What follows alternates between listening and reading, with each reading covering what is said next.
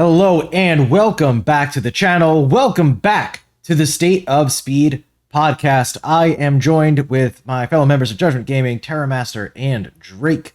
Curseof unfortunately was unable to join us today, but we'll be back for the next episode.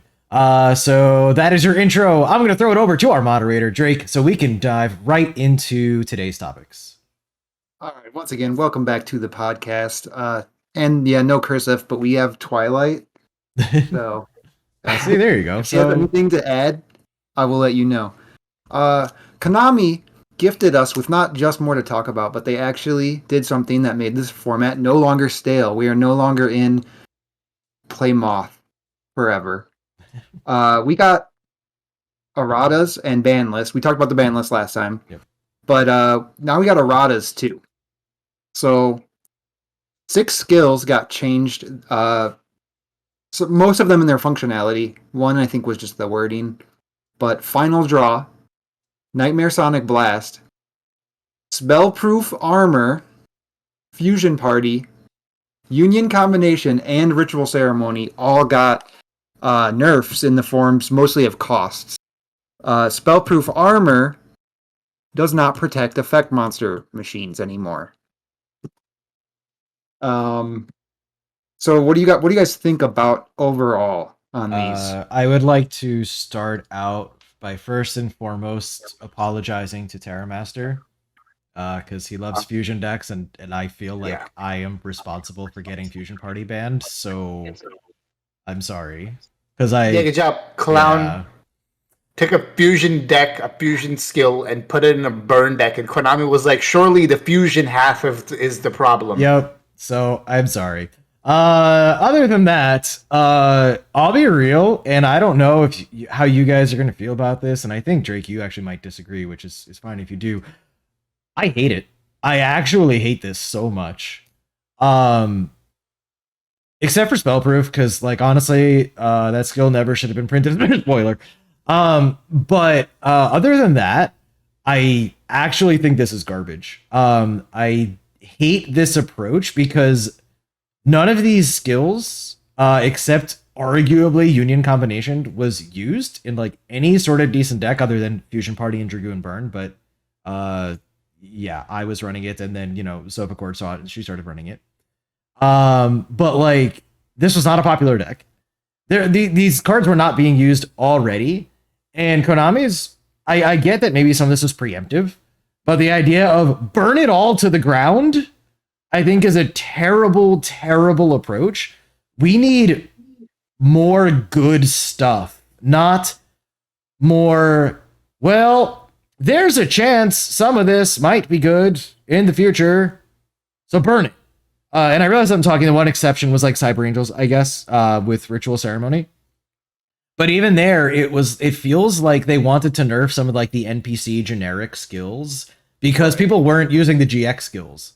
And it's like, well, give us better GX skills, and maybe we don't have to rely on the NPCs. Like the Machine Angel ritual, skill that you gave us, Cyber Angel's skill that you gave us sucked. Like Machine Angel Ascension is bad. So yeah, of course people are playing Ritual Ceremony. Like if you gave us a good one, it would have been fine.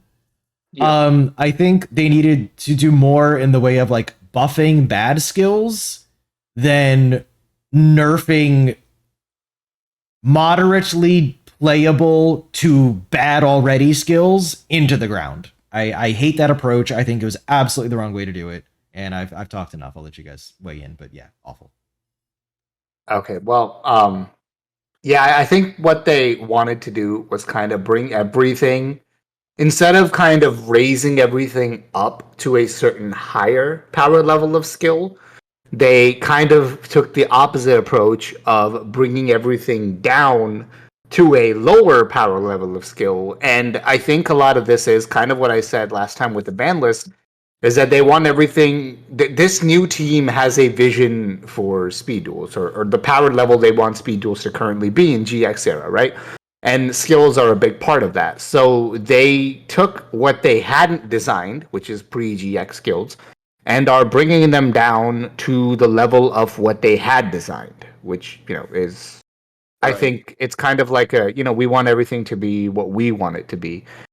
or the level we want it to be at. So I kind of have mixed feelings on this. So like Final Draw and Nightmare Sonic Blast is one of those things where like we can't really judge it until we have the midterm box, where there might be something like Carbon add-on to make Nightmare Sonic Blast abusable, so whatever. Final Draw, I don't know. There might be something either in one of the upcoming 2 products to make it abusable, or they're just trying to future-proof it, because, I mean, like, drawing whatever card you want for the rest of the turn is kind of silly, right? Let's be honest. So I guess that was the thought there. Spellproof, I agree with Justice. That was absolutely necessary. It should never have existed in the first place. It caused way more trouble than it was worth. Like it wasn't just gatekeeping, Parasite. Actually, it wasn't gatekeeping Parasite at all, because Moth was still everywhere. Yeah. It was actually just gatekeeping other decks. It was actually gatekeeping things like Wildfire, because you're like, well, Wildfire's not good, because what if you run into Spellproof? Then your Blaze Accelerator and Wildfire, are completely unplayable.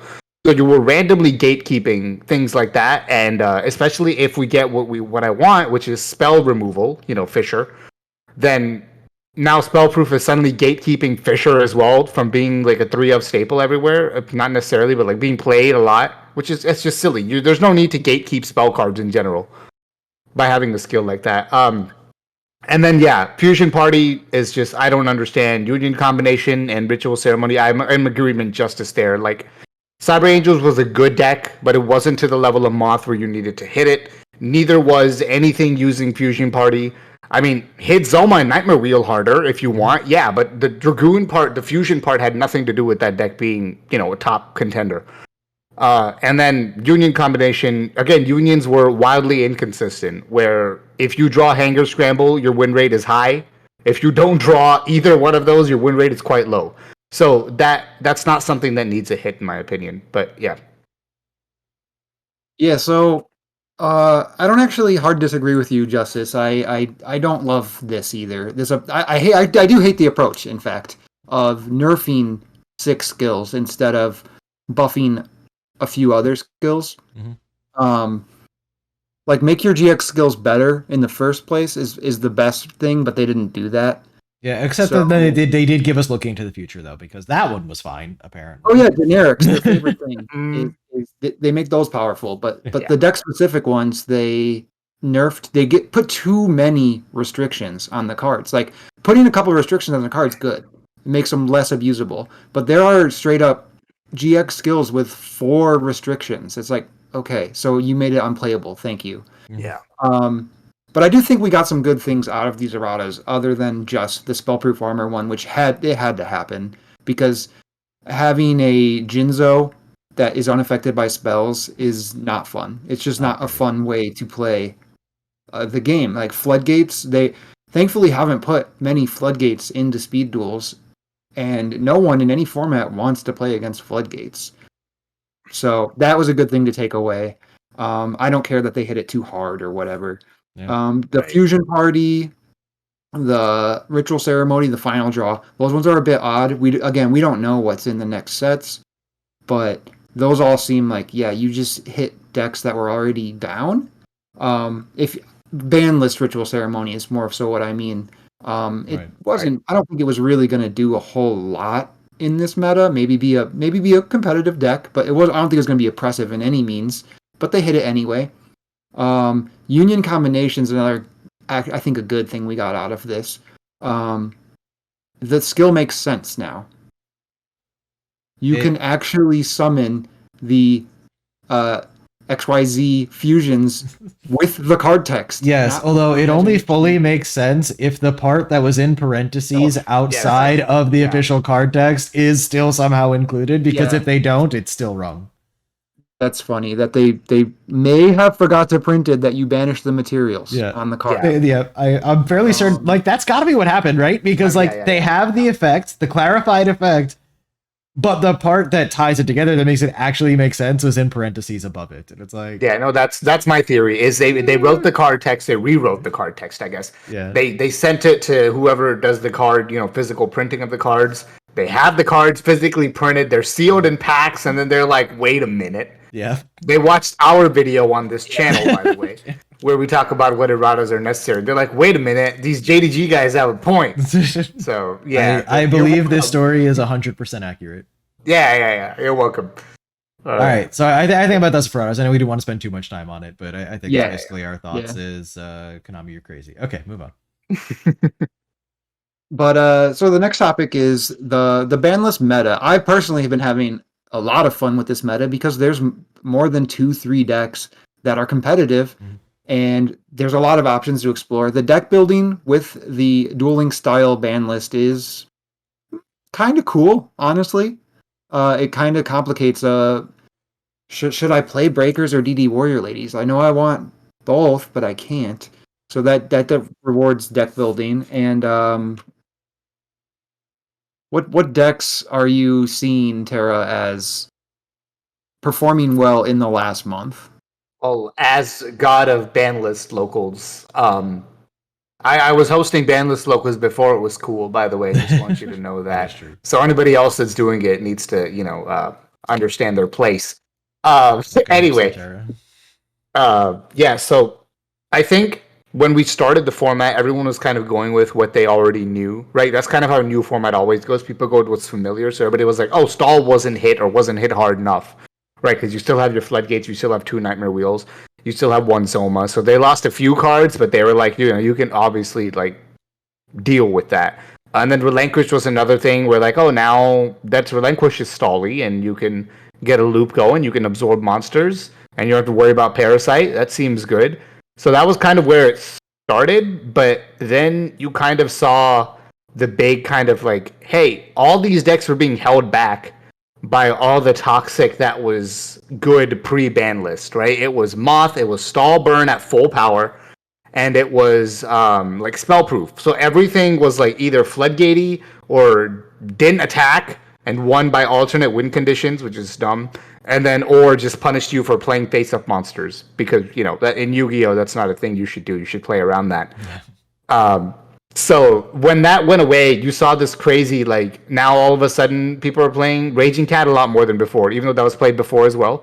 Then you saw Cyberdarks see topping and winning big tournaments, right? I wonder who's influencing all of this. It really, I don't know who won the first event that we had with the official ban list with Raging Cat. Who won Toxic Legacy with Cyberdark? It could have been anyone named JDG Justice. Could have been actually anyone with that name. Literally anyone who goes by that name. It is on this podcast. It is on this podcast. We've seen Ojama armed OTK become a huge deck, right? And then the meta didn't even like stop evolving there. Crystal Beasts were good since the beginning. It's at least tier 2 and we knew that since pretty much day 1 of the list. And then you saw the meta evolve even further from that point on, where we had Volcanic come in, right? Even though I personally don't like that deck because it plays cards we're going to talk about later. But it did, and it got a few second place finishes. I'm sorry, second place finishes. And then we had recently, this is literally just yesterday as of this recording. Yep. We had 2 people enter with a brand new deck, and they both made to finals. Let's not talk about how many people were in the tournament, but the deck is legit. We tested it ourselves. It's a very cool deck. Yeah, it's super cool. Yeah, we call it My Valentine, and that's because it's My Valentine the skill, no more Mrs. Nice My. And Gear Town, Ancient Gears is half the strategy, the other half is like Amazon the Swordswoman, essentially. Yep. So yeah, I'm gonna send it over to Justice now because he has a big part in most of these decks, I think. Yeah, again, could have been anyone that won it. Yeah, no, I won the Bandless Logos yesterday. I mean, again, it was a small tournament, so this is not to say that this is clearly top tier deck now because I won with it once in a 4-player tournament. But the deck actually feels really solid against a lot of the meta. Like we did a lot of testing. I tested with you, I tested with Blaze. Like we've actually done a fair bit of testing against a lot of different decks, and it actually felt like it was beating everything. Is it actually one of the best decks in the format? I mean, it's impossible to say. We just don't have the data, but like it might be. It feels like it might be, and it's just super cool. It's really fun. It's actually like a really good aggro deck that doesn't lose to Waking the Dragon, which has been the problem with basically every aggro deck we've tried to play in this format. Honestly. Explain why, because we didn't know this until we because we are clowns and did not read. Waking the Dragon only activates if it is destroyed or banished by your opponent's card effect, and skills do not count as card effects. So if it's popped by No More Mrs. Nice Mai, sorry, no waking effect for you. So you actually don't run. You have to run little to no backward removal in this deck because your skill just does it for you. It plays around Floodgate really well just because you have a bunch of tribute monsters. Other things like Wall of Disruption. Okay, well, I'm going to attack with my Ancient Gear Beast or my Ancient Gear Golem. Nice Wall of Disruption you got there. Too bad you can't activate it. Not to mention Swordswoman attacks into a wall of disruption. You're like, yes. okay, you take more damage. Yeah. Nice wall. And I will say before going further, I do want to be clear. Unlike Raging Cat, which I did create, I am not taking full credit for this deck by any means. This was definitely a collaborative effort within the SDL community. I did not come up with the idea for it. I do think I refined the idea. I think my list makes more sense than what some people were talking about. I do think I helped refine it, but it was definitely not my idea. The idea as a whole was not mine. Swordswoman, I believe, actually Jack Kiyomu in SDL, if I remember correctly, was when he came up with that, and that's brilliant because it's just such an easy way of A, dealing damage, and then B, activating your skill. To then like pop Gear Town or something. What's that? Yeah.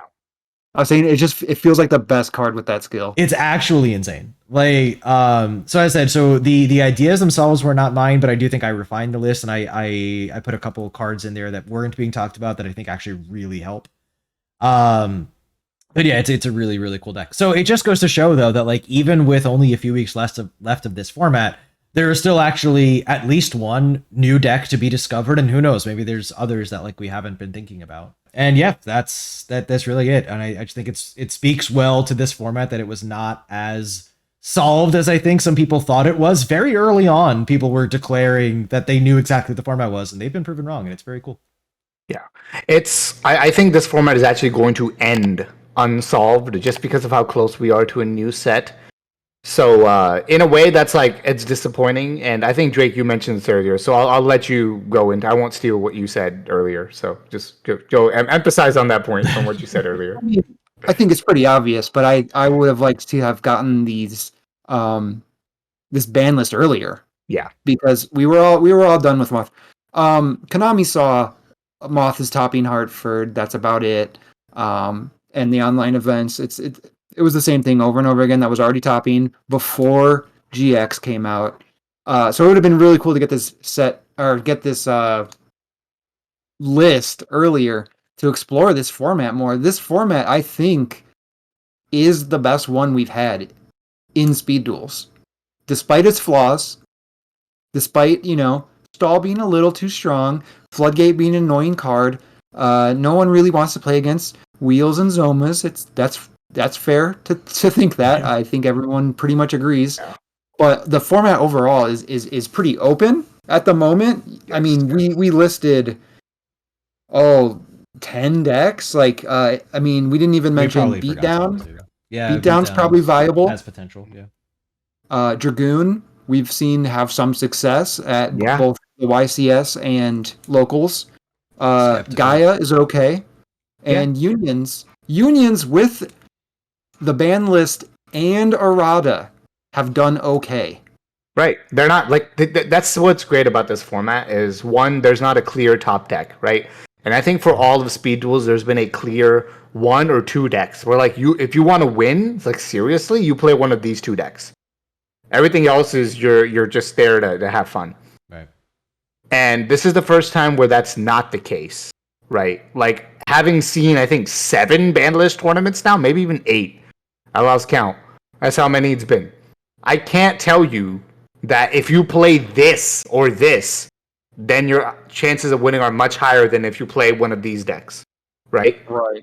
Like I could have told you that in almost every other Speed Duel format, but I can't honestly tell you that because all the decks you mentioned, like Gaia, Unions, even Cyber Angels, I think with the errata of having an extra cost, are still rogue tier decks that can steal wins, and if they steal 2 or 3 wins in a row, well, you just won a single elim tournament, right? So, yeah. Yeah, I think it's a very cool format, and hopefully midterms makes it cooler. But I think worst case scenario is I know we don't want to think about this, but worst case scenario, the skills and the cards aren't that impactful. I think we're still left with a pretty cool format for the next 6 months. I will say this. It just hurt my heart. Like I was about ready to be like, yeah, I agree. Yeah, it probably is still pretty cool. And then you said the next 6 months, and I'm just like, Long time.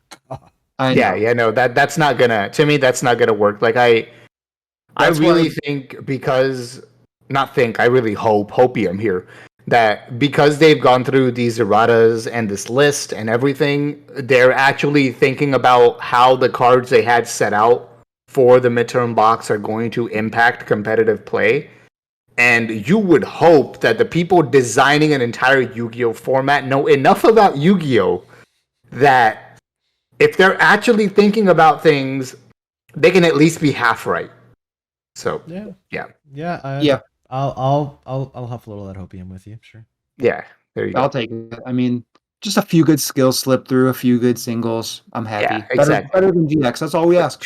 Two new good decks, right? One of them should be Elemental Heroes, and the other one can be Water Dragon because Water Dragon seems really cool. I don't really care about anything else. I'm sorry for those of you that do, but yeah, that's all I want. I want Heroes and Water Dragon, and a few support cards for older decks. That's all I want. No new stall tools, thanks. Yeah, yeah. And removal tools, please. Thank you. Give me Fisher and Trap Hole and Regeki Break, maybe. No, I'm really hoping they learned their lesson on stall tools at this point. Mm-hmm. Yeah. No Wall of D. Just Sakuretsu armor. You want battle traps? Saku. Let's go. Yeah. Right. No battle fader. Right. Yes. Exactly. All right. Our final pick is a very fun one, and a little bit of sadness is in it too. It's cards we think should have never been added to speed duels. Yeah. And I'm gonna start this off with just one card because it's the obvious one, and it's why we made this topic. Waking the Dragon. Yeah. Not be in speed duels. That is not a healthy card whatsoever. Punishing people for popping back row and trying to be aggressive is the wrong way to go about it. Yeah, I think Waking the Dragon being what it is part of the issue where aggressive decks like Gaia, right, like Ojama aren't even stronger than they are, or you're not being forced to adapt to such decks by playing things like Sphere Kuribo and Wabaku. I was going to say instead, all you have to do is side this card called Waking the Dragon, and then if your opponent destroys it, because they have to destroy back row, they're an aggressive deck, then you just summon Ojama King sometimes, and you auto-win the game. Sometimes you summon Thousand Eyes Restrict, and you auto-win the game. Sometimes you summon Blue Eyes Ultimate Dragon, and they have low enough life points where guess what? You auto-win the game. That's why it's a problem. And this is what I've said. Like we've had this conversation more than once. But my point is kind of exactly what you're saying. We should not have any card that by itself, with no other like combo, no setup, just on its own, completely changes the course of a game. Right. Like, what? You don't like Fiber Jar? I mean, we've had a couple of powerful cards in speed duels. Union Scramble is pretty powerful. Yeah. Waking is better. Yeah. And I know people will argue, oh, well, your opponent has to trigger it, so they might not. And then there's always the people that say, oh, I never trigger Waking because I know, hey, if I just saw that card sitting there for a few turns doing nothing, I'm never going to destroy it. Okay, and what happens if you destroy it that first turn when you don't have time to just sit there and wait to find out what it is? Genius. I think a lot of the issue is that people have gotten so used to playing slower decks in speed duels that maybe they forgot it's called speed duels. And like, hey, maybe it's fun to play a fast deck that likes to kind of try to control the board. It was one thing if not try to wipe your opponent's board rather as soon as possible. Proactively win the game. Right. Like in 4 or 5 battle phases end the game. Right. I know. Crazy, right? Yeah. And it would be one thing if it punished you for destroying a back row. Wild Tornado does that. That's fine. Right? Yeah. But it's another for it. It doesn't punish you a little bit. Wild Tornado would destroy one of your monsters. Like that's a fair punish for overly aggressively attacking back row.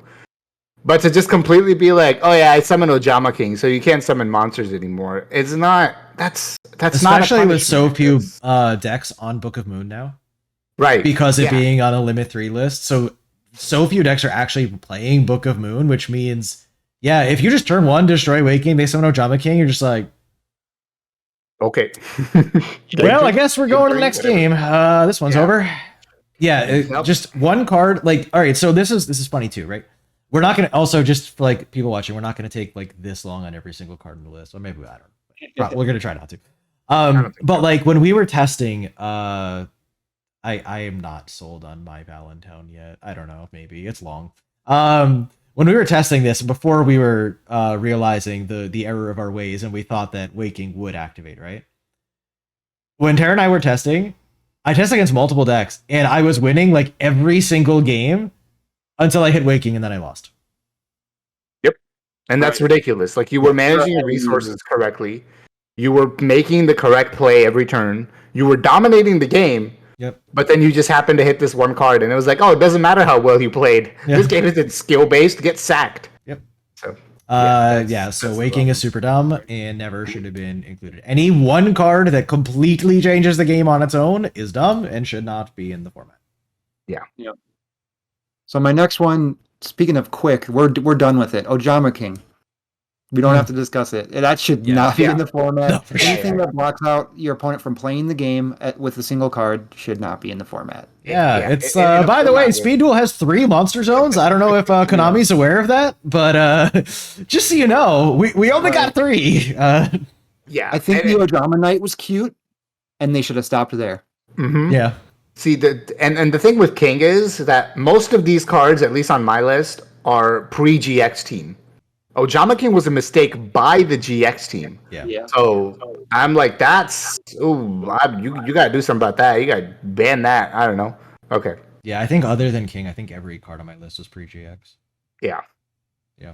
Yep, I only have a couple GX cards. Oh, how do we want to do this? I know we're kind of going. Like, are you just gonna bring up a card and we talk about it, or do we want to like go around the? I think we should let Drake go through his list first. Why not? Okay, that's fair. And then you guys can do with what you have left on your list. I'm not gonna Right. have anything left. Sure. Your mental list. Actually, so I'll tell you what. In just for fairness for me, because like, so to be clear, like I mean I've been playing Speed for several years now, but like I started. When the crap did I start? Tara, when did I start? We just talked about this the other day. Was it right after Moth? It was like, yeah, probably. Or- I mean, it was right pre. after It was Twisted pre. Nightmares? It was yeah, right around Yeah. Twisted Nightmares. Yeah, like Okay. just before There you Twisted Nightmares. Yeah. Thank yeah, you. yeah. There Okay. we go. So I'm not gonna have like a lot of like the older stuff. So my list's gonna be shorter. So I'm gonna do the one thing that I don't know if it's gonna be controversial or not. So I'm gonna do the one thing that I have, just in case you guys want to argue with me about it. Okay. I do I guess not. Yeah. What? I was gonna say I think I have the longest list, so maybe you guys can just go back and forth. I do not have Cocoon of Ultra Evolution on my list of cards that should not be in Speed Duel. I'm actually fine with that. I do have Parasite Paranoid on my list. I'm fine with Cocoon without Paranoid. If you want to try to summon your own insect monster and equip it with something and then tribute it for a big thing from your deck, I'm cool with that. That's fun gameplay. Like, it's not super easy to set up. It requires you to use multiple of your own cards, not just one, because you need your insect monster plus an equip card to then tribute. Like, that's risk versus reward. That's using multiple resources to then get one big thing and hope that that's good. I'm cool with that. It's the I tribute my opponent's monster to do it for essentially no cost. That's the problem. So I'm cool with Cocoon. Parasite Paranoid is on my list of cards that should not be in Speed Duels. I agree with that. I wrote both down initially, but after thinking about it, I agree that Parasite is 100% the problem. You look at that skill. If you equip your insect with an equip card, make a great moth. Cool. You just spent half of your skill's effect plus 2 cards to get one vanilla boss monster. Yeah. I'm fine with is that. Not only fair, it's probably not good. Yeah. Right. Probably not good. Because Justice, we've talked about this before. Equip cards are generally very bad. Yes. Yes, Wait. they are. Paranoid has more effects. Yeah, and I was gonna say that too. Like, it also says, "Oh, you have an answer to my boss monster." No, you don't. No, you don't. You can't target it, fool. Get good. You can stop a union monster from killing your insect. Yep. You can special summon a moth from your hand in either player's battle phase. Yep. And if they ever try to like run it over by battle, no. Yeah. Yeah. I mean, my thing with those two cards is just pick one, right? It's just, all right, look, if you think Paranoid is worse, cool, I agree. Yeah. But if you think for some reason there might be someone out there, Cocoon is worse, then okay, I'll take either one. Just pick one. Pick your poison, right? World But with just Parasite and no Cocoon, that's kind of fun, honestly. Yeah. In theory. It's okay. But yeah, a world with both is not. It's No. it's not the world we asked for. Not no, fun. the moment I saw the Trials of the Kingdom spoilers and I read both of those cards, I know Yu-Gi-Oh player reading, but I was like, wait, what? Why isn't everyone like panicking about this? And people were just like back in SDL, like the archaic days of SDL. People were like, well, we have bug spray. And I was like, you won't survive. Bug spray was a big thing that people talked about during spoilers, where they're like, well, it might be a good deck, but you can just bug spray it. I can't believe your spell speed 1 normal spell didn't stop your opponent from OTKing you. That's crazy. People were thinking. Yeah. I mean, I had a very similar experience with when I read that card. I was like, wow, they already printed the best skill ever. Neat. And then I played with it, just locals, nothing super competitive. And I didn't drop a game, and the games were over so damn quickly. Yeah. And I was just like, hey, texted my buddy, hey, I think this Parasite Cocoon thing was a mistake. And he's like, what do you mean? Yeah. I remember the first locals I went to with that was legal. I literally was only able to win because I had a Gravekeeper's deck with 3 Oracle and never bricked with it. Somehow. That'll do it. Yeah, and it was a deck that was like, it was the Gravekeeper deck that was main decking the bug sprays, right? Because I'm like, this is my only way to have a chance. So I was like, I barely won game 3 by like top decking my 3rd Oracle, and the guy was like, you run 3 Oracle? And I was like, yes, my bad deck won. But yeah, that's probably never going to happen again. But yeah, that's Got another big one next. Yep. Floodgate Trap Hole. Yep, I got that one on my list. 100%. So remember when I said before, hey, Konami, remember how we only have 3 monster zones? We still only have 3 monster zones. That hasn't changed, actually. Yep. That's it. That's my analysis. That Floodgate. We have 3 monster zones. Please, what are you doing? Look. Oh, and very few good tribute monsters. 3 monster zones and very few good tribute monsters. Yeah. Floodgate gets a lot worse if you have good tribute monsters. Yeah. Right. Or Link something, I guess. But we don't have that either. So yeah. Actual monarchs. Yeah, would be nice. Yep. But yeah, no, the Floodgate is a card that is meant to be printed much later in the format. If you don't believe me, look at when it was printed in the TCG. I'm pretty sure it was at least in the Xyz era, if not Pendulum era. So yeah, that tells you something, doesn't it? Why are we getting cards from that era now? We're not. Stop. We shouldn't be. Especially stall tools. Yeah. There can always be exceptions to that rule, but of course, Floodgate not a good exception. Yeah, Floodgate's not one of them. People have in the past, I don't know if people are still on this, but people have in the past tried to say like Trap Hole is better than Floodgate competitively, and I'm like, well, it doesn't work on special summons, so there, argument over. This Floodgate card that you gave us pretty early into Speed Duels stops all of your boss monsters that you just fired off your skill to bring out. Especially after the initial changes to skills where now you can Floodgate monsters that were summoned off of a skill. That was a big deal. Right. That was a big turning point for Floodgate. Because it actually didn't see like a ton of play before that. But once that was changed, that changed a lot. Look, having played Duel Links, another format that had Floodgate for a long time and was a 3 monster zone format, I knew the second I saw Floodgate was in Speed Duels, it was like a ticking, time bomb where it was like, at some point, this card is going to be extremely annoying to everybody.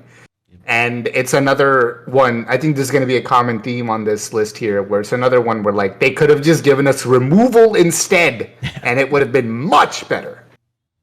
Yep. Yeah. Do you want to just go to like the very obvious next card after Floodgate, just to get that out of the way? Oh, sure. Yeah, I'll give you a hint. It rolls along the ground, and people say you don't reinvent it. Yeah, Nightmare Wheel. Okay. Yeah. No, Nightmare Wheel, the problem I have with it, I think we've talked about this before, but well, stall's boring, but you shouldn't have a card in speed duels that stalls and burns. One or the other, debatable. Both toxic. Oh, hey, remember when I said we only have 3 monster zones? Let me add to that. Yeah. We also only have 4,000 life points. Right. Yeah. Like, do you know So- how many games of Speed Duel have been won just because Nightmare Wheel exists? A lot. too I'll many. tell you the answer over the course of time is a lot. Yeah. It's disgusting. Yeah. It is. I remember when spoilers for this came out too. Not even when, before. Because we knew it was Merrick and Bakura was, two of the characters. Yeah. And people were looking through Merrick's cards and they were like, oh god, I hope they don't give us Nightmare Wheel. Like, how is that not obvious to someone designing the format? Anyway. I don't know. Yeah, stall and burn, very bad. You want to? Can I just jump in and continue with the Merrick theme real quick? Yes. Lava Golem. Yeah, that was another one back then where people were like, I hope they don't give us Lava Golem 1/4 of their life point. Didn't they learn from Duel Links? Did I mention we only have 4,000 life points? Yeah. And also, at the time Lava Golem was printed at Twisted Nightmares, we didn't have Book of Moon yet. It's like you couldn't even flip it face down. Right. Like it's just that thing's just burning you. You're just taking it. There go 2 of your monsters. There was 1/4 of your life. And then they're Nice. gonna Nightmare Wheel your Lava Golem, or I think this is a good transition to the next card. They're gonna run their Zoma into it for game. Mm-hmm. Yeah, I can't. I on one hand I can't believe it. On the other hand, I appreciate that we didn't just jump for the lowest hanging fruit. But yeah, Zoma I think is like the most obvious.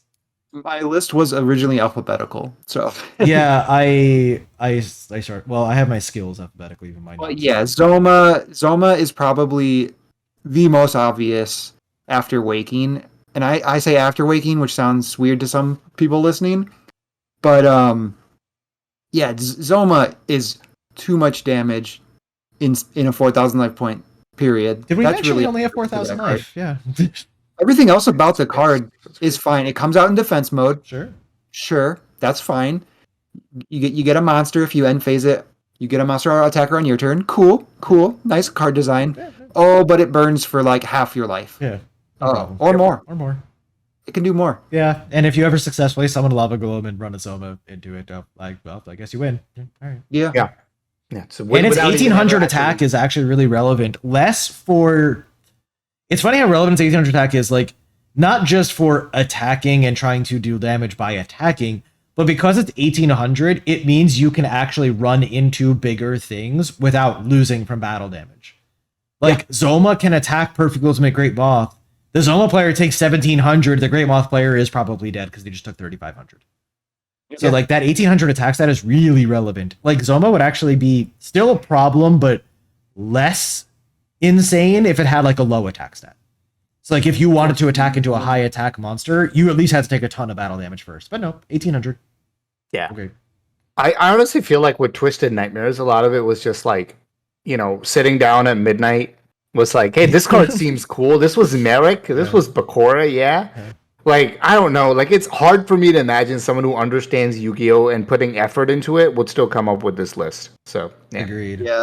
The era of speed duels that was run by a one-man team has more issues. Who by the way, was also designing some sets for like the TCG format, right? Like I'm pretty sure he was a part of designing like the Toon Chaos set. So yeah, like this was like his side project. So it makes sense that he was just like, this card seems like Merrick and Bakura. Here, put it in. So honestly, I will tell you, and I'm gonna dig into like personal like history a little bit. So like I haven't talked about this a lot with you guys, but like because I actually haven't worked on it in years now. But like I have my own like card game that I have designed, like original card game. I will tell you, one person in charge of everything and doing everything by themselves is not going to get you the best product possible. Nope. Like my card game that I made like actually evolved a lot over the years, like due to feedback from other people and like because they saw issues that I didn't see. Like I saw a lot of things, like a lot of things I came up with were good, but there were definitely some very real issues or card interactions or whatever that I did not see on my own. One person cannot by themselves make a good card game product. It is not possible. So like Matt Bell did some cool things, and like I know at least for a time he had good interaction with the community. So like I'm not trying to like shit talk him or anything. Right. But it doesn't matter who you are. There is no one individual on this planet that I would trust to completely design like speed duels on their own. Yeah. Yep. Like Nobody. No. Not even me. I wouldn't trust myself. No, I wouldn't trust me. Especially when it's not his main focus. Mm-hmm. It's his pet side project that it's from all like indications. Konami just allowed him to do it. Yeah. And rather than something that Konami assigned him to do, right? Because then they would have probably put a team with him. But yeah. Back to Lava Golem, I actually want to introduce a card to the list, unless you wanted to say something else. Well, I was just gonna say I actually just have more from that same freaking structure deck, because that was like I feel like that structure deck was like by itself maybe the single most offensive product Speed Duel has ever put out. But yeah, go ahead, go for it. No, but one of my other issues with Lava Golem is that it's a kaiju, and I don't think we need kaijus yet at all, right? Like, even if it didn't have the burn damage, I would still kind of have a problem with it, which is why I have a problem with Santa Claus. You mean like good kaijus? Yes. Well, he said Santa or Claus. you like bad? Or you think bad like are any kaiju, where it's just like it's the toxic kind of. It's not really a monster removal card. It's like a disgusting kind of like replacement where then you have to find a way to abuse it. Like if you remember, Santa Claus at one point before the moth or the cocoon errata was like a part of an auto win combo with moth, right? So for like I just think like in such an early format, in an infant format, right? It's so easy to abuse kaijus and to constantly find more and more ways to do that it's just an unnecessary danger. Like if you wanted monster removal, just print regular monster removal, like spells that remove monsters, or monster effects that remove monsters. Like Manderbug was good, Exiled Force was really good. More like that, less like kaijus. Yeah, and I think the fact that kaijus are just completely uninteractable monster removal. Yeah. Right. Yeah, exactly. Yeah, if you say, all right, attribute your monsters, your opponent can't be like, no, I have a response to that doesn't make my monsters leave the field. Right. Even if you solemn, like even if we had solemn judgment, for example, if you solemned the kaiju, your monsters are still gone. There's nothing you can do about that. Yeah, so like it's probably not the best mechanic. I agree. It also discourages boss monsters, which I don't like. You put all your resources into summoning, ultra mega super special awesome dragon. Yeah. And super special mega awesome dragon can't be targeted by card effects, but they're like, I don't care, I have Santa Claus. And you're like, well, there goes my dragon. Yeah. So yeah. Agreed. Can I continue with this horrific product that we got? Continue. Yeah. I gotta take my pick. All right. I'm gonna go with one that is not a problem now, but it never should have been printed in the first place, which is Interconflict. Oh yeah. Whoever thought that an on-demand change of heart was a good idea? Matt Bell. Damn, I don't know what to tell you. Cool, it's thematic. I'll give you that. Yeah. It sure did fit the theme. Mm-hmm. It was god awful for the health of the game. And we see like the same thing, and we hinted at earlier, and we'll talk about it more in depth. We talked about SPA. Like when you have a skill that just should not be in the game in the first place, when you eventually have to nerf it, you have to nerf it into the damn ground. IC is completely unplayable now. Now again, there's scenarios where maybe it becomes playable if we get like synchros, exceeds, links, whatever. But like currently, IC is just garbage now because it had to be, because it was stupidly overpowered as it was released, and just the whole game warped around it. It's just awful. It's like me when I see that Bakura is a character in the next set. Ooh, Dark Necrofear. Matt Bell when he thinks Bakura. Change of heart. Yeah. Yeah. But you don't have to draw it even. Oh, we have to pay half your life. Oh, woo. That definitely stopped people from OTKing with it. Fiend. You don't need to discard a fiend. Yeah. You just play it. Yeah, just play it. Whenever you want. Just that monster, it's mine now. Half my life, but I'm only at 500. Yeah, you can still pay half your life. Yeah. No, it was great. It was cheap. Yeah. Can we keep going from this set? Yes. I think Drake, we haven't let you. Drake, do you have anything else on Twisted Nightmares? I have Twisted Personality. Nice. There it is. which is Yeah. a merit skill Yep. that originally printed was certainly shouldn't have been in the game. It punishes you just for playing Yu-Gi-Oh, and I don't think those cards should be in Speed Duel. Yep. But yeah, anytime either player took damage, it got counters. So Yeah. not only did it punish your opponent for playing Yu-Gi-Oh and trying to attack over your monsters or attack your life points, it rewarded the TP player for flipping up a freaking nightmare wheel. Mm-hmm. Like here, oh, nightmare wheel's not good enough. Every 2 turns, it also discards a card from their hand, or 3 times pops for a card they control. It's fine. Well, okay. Yeah, no, it was great. People were playing Gravekeeper's Curse, unironically because of the skill. I want you to think about how broken the skill must be. Christopher for that to Gatekeeper exist. Burn was a legit deck. Yep. Yeah. It was dumb. Yeah, no, I mean, I said it when I did the SDL banlist stream last week, 2 weeks ago, whatever. I have no concept of time, whenever it was. But I've said this before too, that like any card that inherently, and especially with no interaction, because you can't interact with your opponent's skill, punishes your opponent for doing the most basic things that you do in Yu-Gi-Oh! In this case, yeah, try to attack and deal damage is stupid. And it's the same thing why, especially the initial printing of Cocoon was dumb, because it punished your opponent for doing the stupidest thing imaginable, putting a monster in play. Wow, what a misplay. You put a monster on the board? What a noob.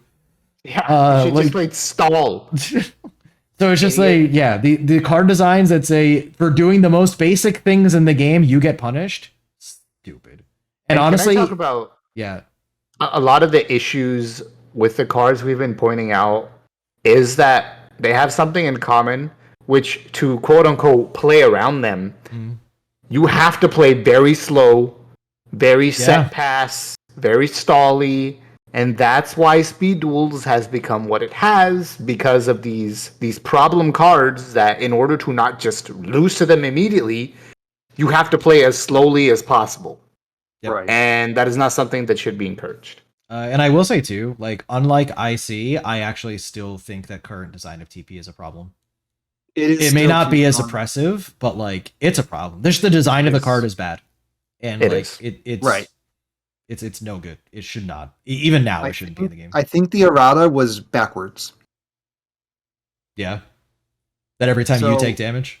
Every time your opponent takes damage, it gets a counter instead. I feel like they should have just done what they did with IC, which is just burn it to the ground. Like every time you take 1,500 or more damage, or every time you take 2,000 or more damage, every time you take 5,000 or more damage, you get one counter. Both of the skills once per duel, perhaps.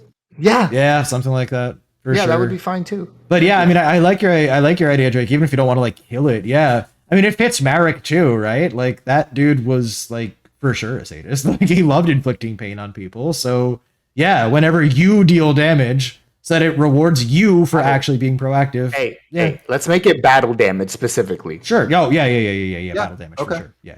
Yeah. We don't want to incentivize Nightmare Wheel and Lava Golem. I agree.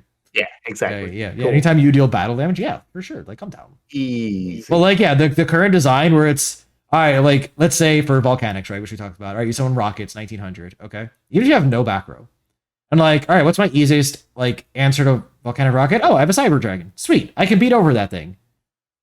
But do I really want to give him a counter for only dealing 200 points of damage? Yeah, that's I don't know. All right, that's stupid. Like that's just stupid gameplay. Yeah, that shouldn't be a thought. Yeah, exactly. Right, I'm not done with this set. Are you guys? No, you can go for it. Yeah, I'm done with that set.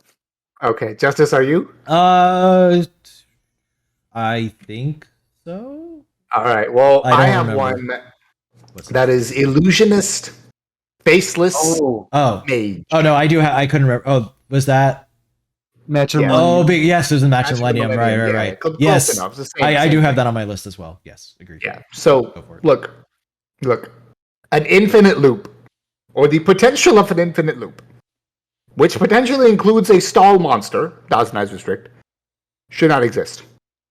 That is all. Yeah, I mean, Relinquish is a stall monster too. Let's be real. Maybe not as hard as TER, but like it's still very slowly. It is.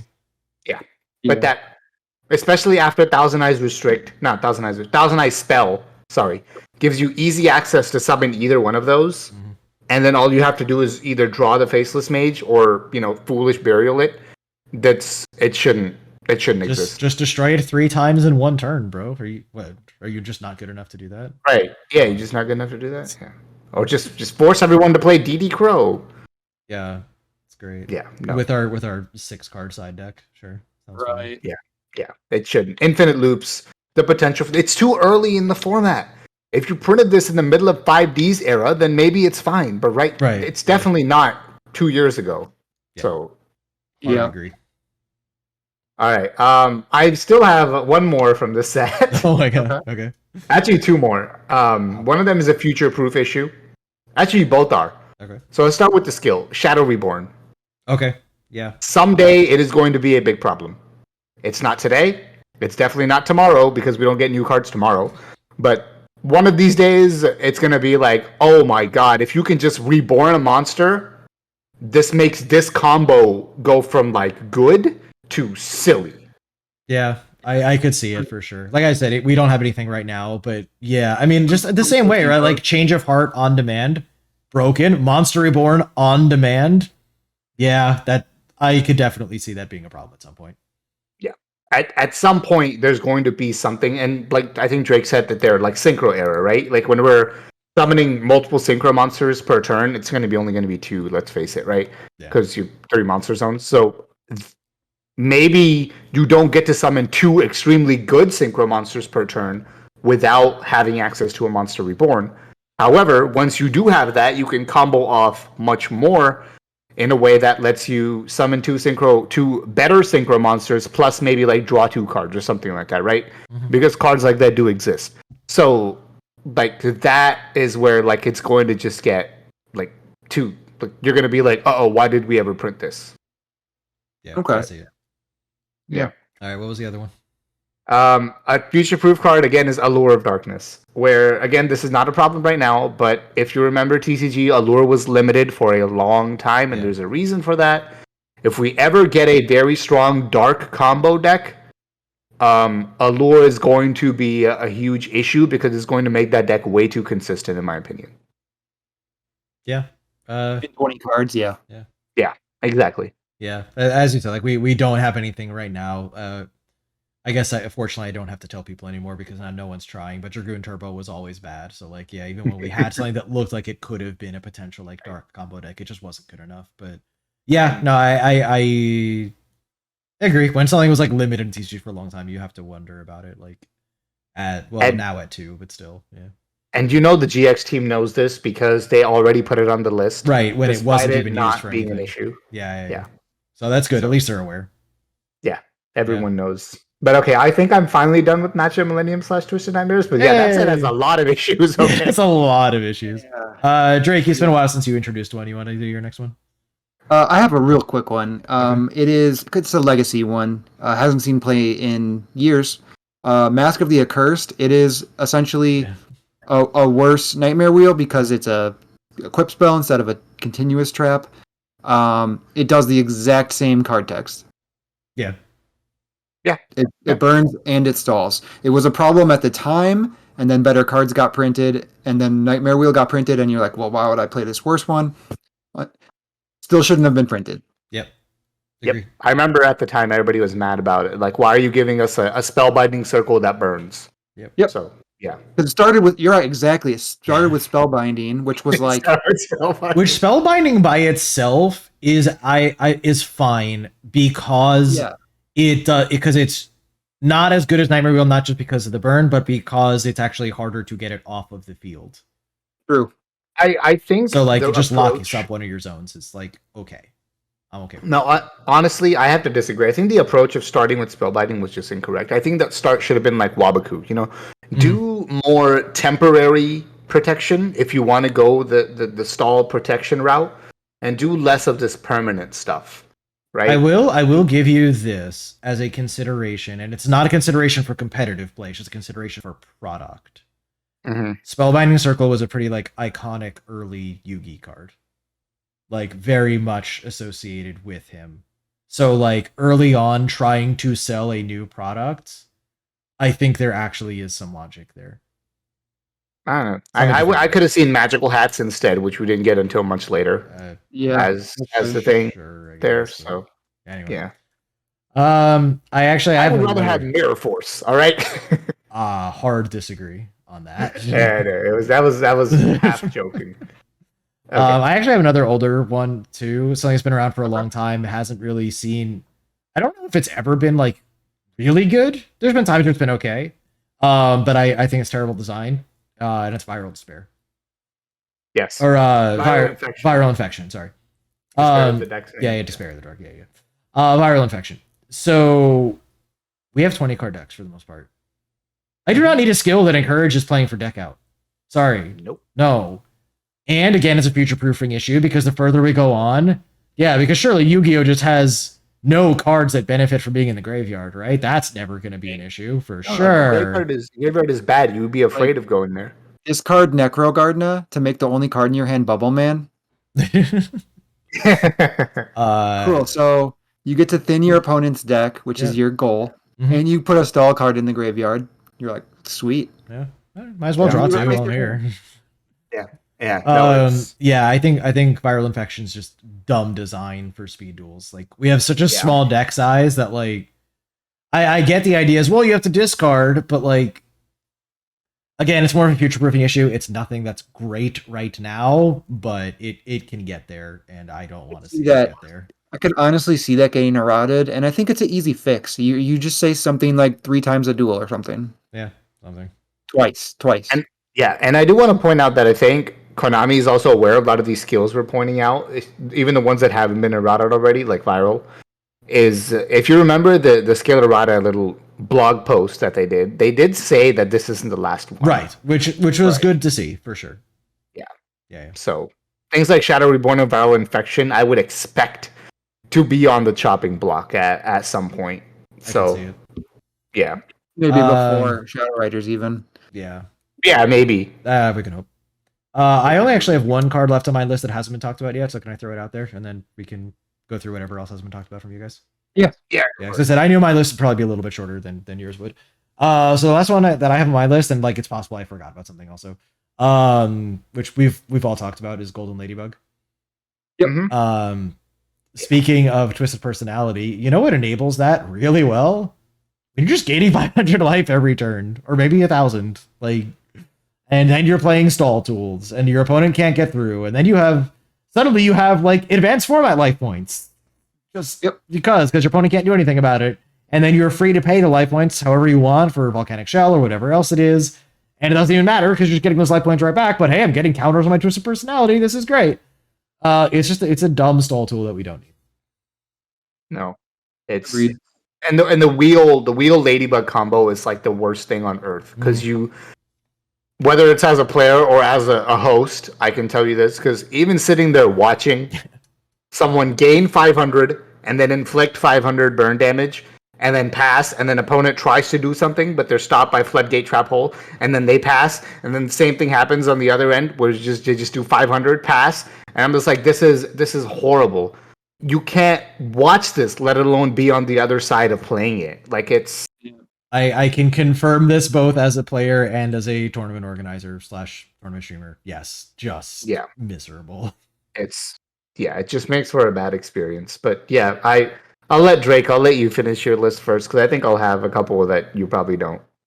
Got a few left. We already talked about Spellproof Armor, so I just wanted to mention it. That should have never been printed. Period. Glad they errated it. Yep. And then I have another skill. I don't think looking into the future should have been printed. I agree. I could buy that. At least, and it's the way it is written, where you can do it every single turn. Yeah, that's the problem. That is the problem. From a competitive point, that's too much value. And then from a playing standpoint, that's just too much time.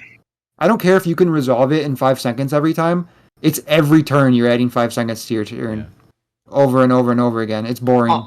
Also, can I say one thing? It's one thing for your skill to have a card effect, right? Like Cyberdark style is your skill being equivalent of a card effect that searches for a Cyberdark card, correct? Sure. But it's another thing for a skill to literally say, hey, you want to cheat? like we make fun of this a lot, but let's seriously think about what good skill design should be.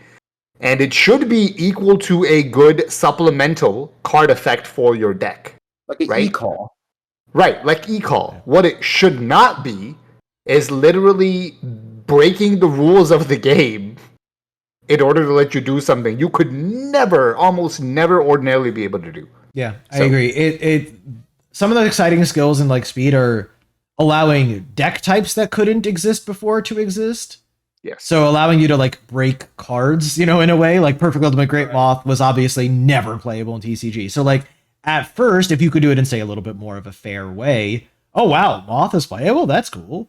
And like again, you'd want to see it a little bit less oppressive, but like, Serpent Knight Dragon was never a card in advanced. But wow, we have a tier 1 deck around Serpent Knight Dragon, like coming in, you're like, oh, that's cool. Like again, this was around the time that I started. I always thought Serpent Knight Dragon was a cool card. So I heard like it's playable. It's actually good. I'm like, wait, what? That's awesome. That's cool. Break the rules of the game to allow you to gain like basically an unfair advantage over your opponent. Yeah, not great. Not great. Yeah. Agreed. It's exactly what you said. It's not tied to a specific deck or anything like that. It's just like, yeah, just look at the top 3 every turn, rearrange them, put the best one on top, so you'll get that one. Like, Yeah. okay. Oh yeah, no, top decking yeah. is supposed to be like a crazy moment, right? Where watchers can be like, oh, I can't believe he top decked that. Instead, we're just like, well, yeah, he cheated. Of course he top decked that, right? So I it's feel like it's- they just thought about it in terms of Diamond Dude, and they're like, all right, let's give Asher something to like work with Diamond Dude. That'll be cool. And that was as far as the thought process went. I don't understand if that was the thought process, which I believe you, but why couldn't they have just said activate the skill only if you control a face-up Destiny Hero Diamond Dude? Why? As I said, that Sure. was as far as the thought process Sure. went. yeah. They did not consider the implications of, what happens if someone who isn't playing Diamond Dude uses this skill? Yeah. I wonder how that might go. Yeah. I think that's the correct errata for it too, if you ask me, right? Control Just Diamond Dude. Make someone control a face-up Diamond Dude Yeah. in order to activate it. Like that's it. That's all it takes to make it be a Diamond Dude skill only, exclusively, right? And that way you can probably take the other restriction off of it, where let the Diamond Dude decks. Yeah, let the Diamond Dude decks run free. Let them play Rhoda and use the skill in the same turn. Who cares? It's the only deck that ever does this. Yeah, because then you have to Rhoda for your Diamond Dude, put it into play to activate your skill. That's fine. Right. Yeah, that's fine. I'm good with it. Yep. Yeah. And then I have one more skill, Dragon Caller. Oh, Hasn't been good in a few years here, but I think we've talked about this, where if you start the format with an OTK deck being the top deck, right. that's not a good start, right? That's like you're in a marathon and you start by tripping over yourself and breaking your knees. Like that's not a good start. All right. So each set we got, this deck got worse, right? Yeah. It was like a tier 1 deck right away, and then it got rogue, super rogue, unplayable over time. Right. But I don't think a deck being bad or a skill being bad means it should have been printed. Yep. Just something that allows you to be like, how are you gonna win? I'm just gonna drop like I don't know, like 6,000 damage on board on like, I don't know, maybe like turn 1 or turn 2 with a vigilance set. Yeah. Yeah, and for me, I had vigilance on my list. Actually, I'll just say it now. That I think the problem more than the skill itself was having an Omni Negate behind it, right? And the biggest problem to all of this was there was no answer to it. Your answer was Kunai with Chain or Windstorm with Itakwa. Like those aren't answers. Stop. Stamping Destruction. 7 duels, which is like generally Stamping Destruction, like just every destroy other it. card in their deck. Yeah. What's the destruction? Stamping Destruction. Stamping Destruction. Yeah. Exactly. Easy. So it's just like it's silly. Like if you would have printed an answer to the normal summon of Lord of D, right? Trap hole. But then maybe it would have been okay. But the fact that you have no answer to the Lord plus Flute, don't tell me to play Magic Jammer. Don't tell me to play Magic I think Jammer. it was when we got ready for intercepting that the deck was finally gone. Right. That's when it finally had a real answer to it, right? Yep. So if you're not going to give me an answer to the deck, do not give the deck an Omni negate to my ability to at least windstorm and temporarily not die. Right. Yeah. My next one's Jinzo. This is just I don't want floodgates in Speed Duels problem. And you're Go floodgating ahead. the type of card. This is like much worse than like a spell canceller, because you're floodgating the type of card that lets me do things on your turn. The interaction type of card. Yeah, if you remember the history of kind of Jinzo and Speed Duels, you remember Jinzo is what broke Inner Conflict, Yes. right? Yeah. It was what made Inner Conflict OTK go from like, yeah, sometimes they'll OTK you if you don't have the right back row or if they're able to, Night Beam it, to like, nah, it's gonna OTK you. There's nothing you can do about it. So I am going to disagree. Okay. Given what you're saying, I'm going to slightly amend my answer because at first I was just going to hard disagree. But I'm going to say now, I disagree that it should never have been printed. I think it was printed at the wrong time. Mm-hmm. I think Jinzo is a card that is sometimes necessary, especially when we are just printing a ton of really strong traps. I think something like Jinzo actually makes a lot of sense. I like it at 1. I think at 3 is a little rough. Not that every deck could play it at 3, but I think at 3 is a little rough. I think limit to 1 is fine. I think having an answer is good. Now, again, I do still think we need more ways of like interacting with it. Like, say if their one play is Jinzo, yeah, Fisher can just take care of it, right? But even without a Fisher, like we have ways right now of dealing with Jinzo. Like even for decks that get hurt by Jinzo, there's ways of dealing with it now that Spellproof Armor has been nerfed particularly. So I don't agree that Jinzo never should have come to speed. I think it actually does make sense, especially with all the traps we have. I think the timing was wrong. I think we need it later. Like now, I think it's good. I think we need to have it now. I think it came a little too early, but I do think we need it. I think there are different cards though. There's Mobius and there's Destiny Hero. I'm sorry, I forgot her name. The Witch Raider.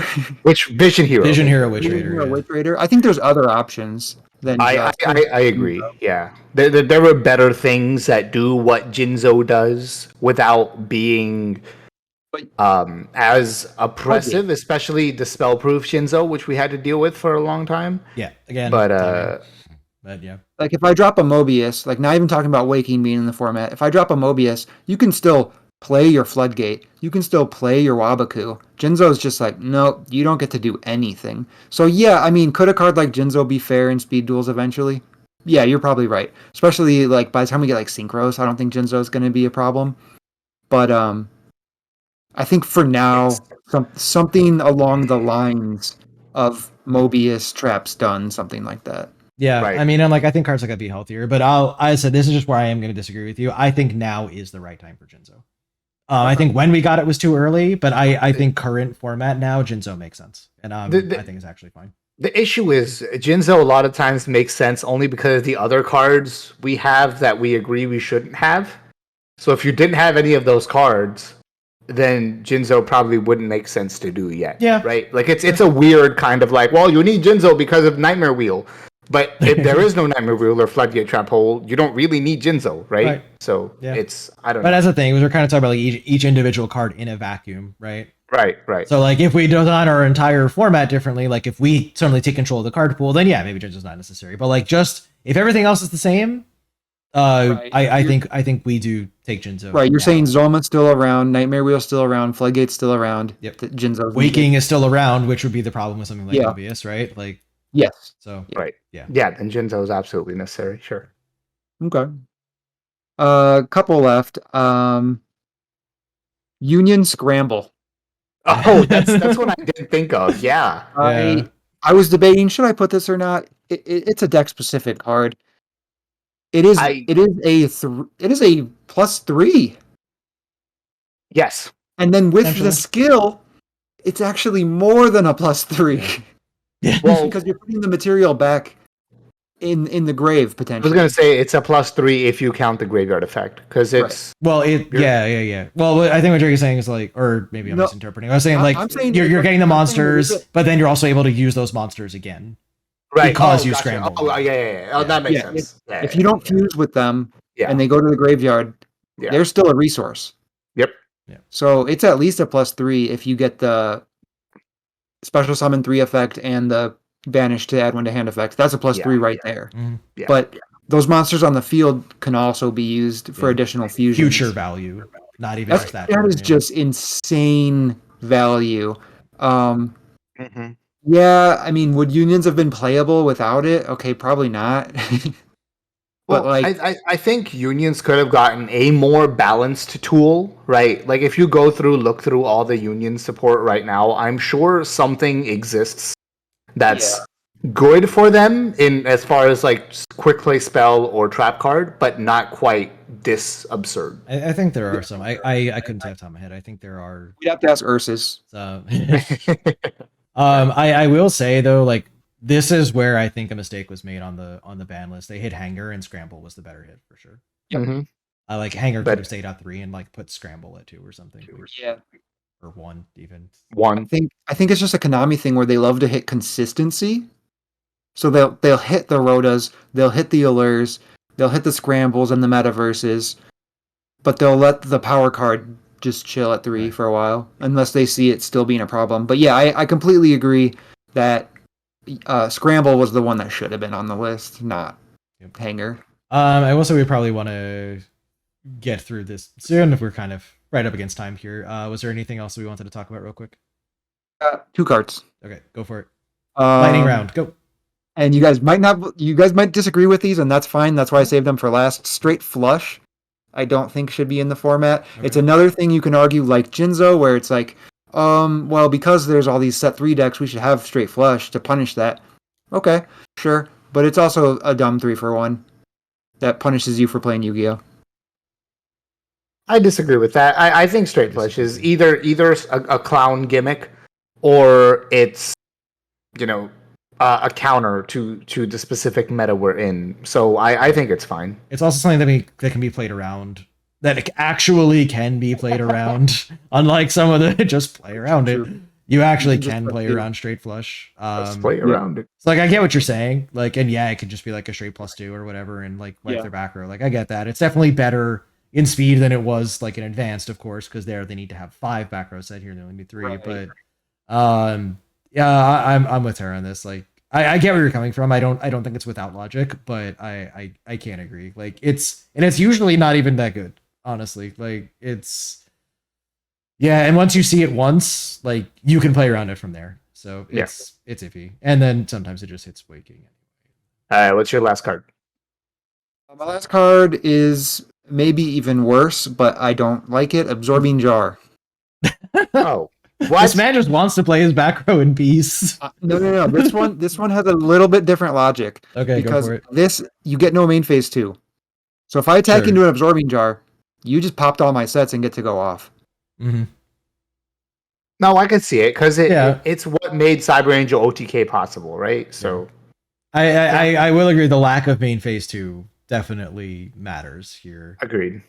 I don't know if Alright. I agree on like the level of should never have been printed in Speed Duels, Sure. but I understand your frustration with it. Yeah, I think they just wanted to give us a jar, and this was like the least broken of the jar series. So Just more we for get jars, what we fine. get. The rock, we needed rock support. Yeah, so- we need rock support. But yeah. All right, so I'm gonna finish off my list real quick. Okay. Go. Nightmare Sonic Blast. We kind of already talked about it, but I'll add and shout out to actually Alam for this point is that this card. The issue with it was that Serpent Knight Dragon at 2400 defense. There was no way to out it at the time. There was no removal for it at the time, other than like the card that attributed a normal monster order to charge. Yeah. Like that was the only removal you had to SND in defense. Yikes. So you just infinitely plus every turn unless your opponent specifically explained that deck and is on that. So yeah, no. Well, And they you can again use you put vigilance behind it. Yeah. Yeah. So there's that. Yeah, I can't agree. let's Never do should the- have been printed. A, because I didn't actually Vigilance. play through that format. So, and B, I think a skill to make Serpent Knight Dragon playable was cool. So I don't know if it should never been printed, but maybe could have made it slightly less plus a million. Right. They could just make it slightly less good. Have answers printed with it. Right. So I think having a skill to make SND playable was cool. Somewhere in between its original print and its current print, I think is correct. Yes. Yeah. Yes, I agree. Somewhere in between those two. Yeah. Make it twice per duel. But yeah. All right. Something. Yeah. I also have Foolish Burial. This is another future-proof thing, right? Similar to Viral. Having Foolish Burial, and again, the team knows it's a problem. They already limited it. I was gonna say having Foolish at 3. I always knew was like, as someday this is going to be like silly. This is gonna be stupid someday. But they limited it, so I suppose it's okay at 1. I actually thought about it for my list too, and I think that's why I decided against it. So I was like, at 1, like, it's probably fine. But Konami, if you're listening, you got this one right. Good job. Keep it there forever. All right. My last card, and Justice, you might not like this. Okay. It's Amazon Swordswoman. Yeah, we're not friends. And my reasoning for this is that it is a gimmick. It is a stupid effect damage gimmick that in a 4,000 life point format should not exist because it limits your design capacity for the future. It makes it harder for you to print cards that gain attack points on any monster on the field, right? So you can just like do some cheese with your opponent's monster. It limits your design space to print things like Gravity Lash, which is a cool card, I think, otherwise, because I think it like sets your monster's attack to 0 or something, right? It does a lot of. I think it limits design space for future a lot. It's broken with stuff like Lava Golem if the format's slow enough. So I think it's a stupid. It's a stupid gimmick, and I don't like stupid gimmicks. I like real Yu-Gi-Oh. Well, I'll tell you this. It may surprise you. I am not going to disagree with you. Okay, I am not going to straight up agree with you either. Okay. But I'm not going to entirely disagree with you because I don't disagree with the logic behind your points. Okay. I'd have to think about it more to feel if I feel like it's that big of a problem to go, because we're kind of on the extreme end of never should be in Speed Duels ever, right? Like we are on the extreme end here. So I don't know if I can put it in that category, but I don't necessarily disagree with your logic. So I'm going to give you a solid. Wow, big moment of drama here. Yeah, that was my response. That's solid. A solid. Oh, okay. I thought I was waiting to hear like a 7 out of 10 or a 6 out of 10 or a B plus. I was waiting for the number. Right. No, that was it. That was my response. I could agree with that card not being printed, but I'm also sort of fine with it being printed because as far as the whole burn stall cards that annoy us go, this one is probably the easiest to deal with. You can switch it to defense mode. You could attack over it with a monster that is only 15, 16, 17, 18. There's a lot of ways to get around this specific burn card as opposed to like a nightmare wheel or something like that. And it's not doing the stall half ever. It's just doing the burn half. So unless they're combining it with straight flush, half shut. Unless they're combining it with like a half shut Berserk skills. Wabaku, right? Way to do that. Cards, which is a combo. It's not a one card problem. Mm-hmm. Unless they're combining it with something, it's only doing the burn part, and that part is work aroundable. Yeah, I will say I don't necessarily feel as some people do that there should be 0 burn type effects ever printed. Right. Like, yeah, we have 4,000 life, but I feel like if you're going to print a burn type effect, Swordswoman is the right kind. I don't think there should be a ton of them. And you have too many. When there's too many, obviously you have a problem. But like, I will say, in Yu-Gi-Oh! As a whole, and this includes Speed Duel Advanced, whatever, if burn is ever a very good deck, we have an unhealthy format. Yeah. Straight up. But I don't think that means that... I think you guys are old enough to remember Chain Burn. Of course, yeah. Yeah. I was probably... It was good multiple times. I don't know what I was going to say. Mm-hmm. So like anytime where burn is very good, it's a bad format. But... Do you remember Mystic Mine? Do you remember Mystic Mine? The card that is currently a problem in Advanced? Yeah. I remember. But that's not to say that no burn effect should exist, because there's people who enjoy that playstyle, and you want to be able to give them something to work with. You just don't want it to be oppressive. And we've just gotten to the point in Speed where we have too many burn/stall tools available. And honestly, it's more stall than it is burn. We actually don't have a ton of like burn, like actual burn cards that are being played. When you think about the way burn has been in Yu-Gi-Oh's history, we don't have most of those cards. It's more just that we have a couple and then a whole lot of stall to enable them. Yeah, and a 20 card deck, and the fact that it's basically double damage. Yeah, exactly. Right. So I agree with Drake. Like I think that, and this is why I can't fully agree with your point of Swordswoman should not have been printed. I don't think Swordswoman is the problem. I think it's everything around her that makes her a bigger problem. So maybe, but okay. I don't like the gimmick. Like it. Right. I think it limits your design space. I don't love it.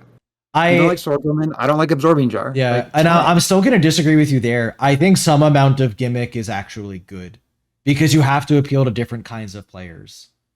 And there are players that want to do some cool thing that is not what most people are doing and trying to win in a different way.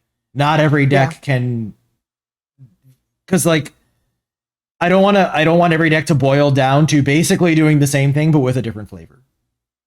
You know, like, so I am deck? Sorry. Yeah, like, I mean, and like that's maybe oversimplifying. I was gonna say that, and then in my head I was like, maybe that's oversimplifying a little bit, but more or less, like you want to give different ways of trying to get there. So like some gimmick, I think, is actually a good thing. So like I have to dispute you there. Like you may not like it, and I get that, and I'm not faulting you for that, but there are players who really do, and I think a good product is going to give them something to play with. It should not be amazingly good. It should, like, gimmick stuff is gimmick for a reason. It should be because you have to try harder to make it work than, you know, what someone else might have to do with a better deck. And it's not going to be as consistent. Again, we just have too many tools to enable that kind of thing.